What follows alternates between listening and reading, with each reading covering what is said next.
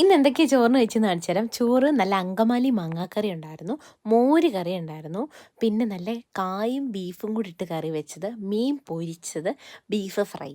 അടിപൊളി ലഞ്ചായിരുന്നു കേട്ടോ. ചോറും മോരും നല്ല അങ്കമാലി മാങ്ങാക്കറി, നല്ല പുളിയുള്ള മാങ്ങയായിരുന്നു കേട്ടോ. ആ മാങ്ങയിൽ നിന്നൊരു പീസൊക്കെ അങ്ങോട്ട് നന്നായിട്ട് ഞെവിടി അങ്ങോട്ട് വെച്ച്, നല്ല മീൻ പൊരിച്ചതിൽ നിന്ന് കേര പൊരിച്ചതായിരുന്നു, അതിൽ നിന്നും ഒരു പീസ് അങ്ങോട്ട് വെച്ച് കൂട്ടി ഇളക്കി അങ്ങോട്ട് കഴിക്കണം.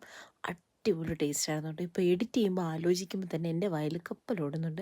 അത്ര എന്താ പറയുക, നല്ല കംഫർട്ടബിൾ ആയിട്ടുള്ളൊരു ഫുഡെന്ന് വേണമെങ്കിൽ പറയാം.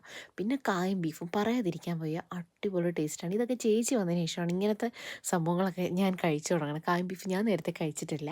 പിന്നെ ബീഫ് ഫ്രൈ, അതും ഒരു രക്ഷയില്ല, പറയാതിരിക്കാൻ വയ്യ, അടിപൊളി ടേസ്റ്റായിരുന്നു കേട്ടോ. എല്ലാം കൂടെ കൂട്ടി കഴിക്കാനായിട്ട്. പിന്നെ ബീഫ് ഫ്രൈയും ചോറും കൂട്ടിയും ഞാൻ ഒരു തവണ കഴിച്ചു. അപ്പോൾ ഇങ്ങനത്തെ വീഡിയോസ് ഇഷ്ടമാണെങ്കിൽ ഫോളോ ചെയ്യാൻ മറക്കല്ലേ.